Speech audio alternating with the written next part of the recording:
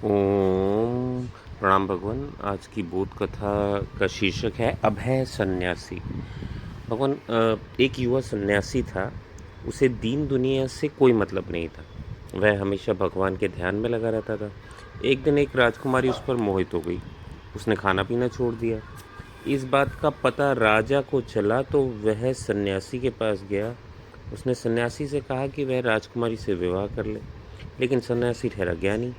उसने कहा, मैं तो हूँ ही नहीं, नास्तो विद्युते भावो, तो विवाह कौन करेगा। अ, सन्यासी की यह बात सुनकर राजा ने अपने को बड़ा अपमानित अनुभव किया।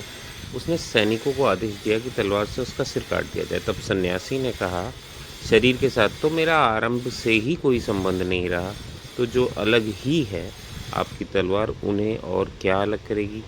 तो मैं तैयार हूँ, और आप जिसे मेरा सिर कहते हैं उसे काटने के लिए उसी प्रकार आमंत्रित करता हूँ जैसे वसंत की यह वायु पेड़ों से उनके फूलों को गिरा रही है।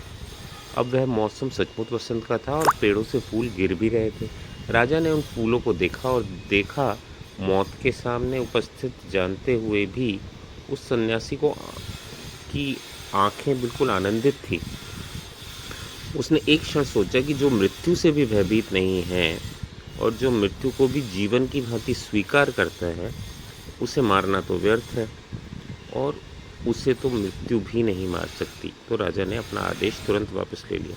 तो भगवान, जो हम भगवत गीता में पढ़ते हैं, देवीय गुण, देवीय संपत्ति 16वें अध्याय में, तो पहला पहला जो गुण है वो है अभय।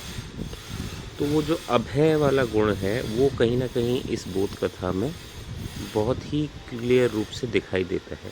जहाँ भय का नामो निशान ना हो, तो निर्भय या निडर तो उसे कहेंगे जहाँ पे भय सामने है और आप में भय से लड़ने का साहस हो, मृत्यु को उससे लड़के और भय से लड़के उसे परास्त करने का।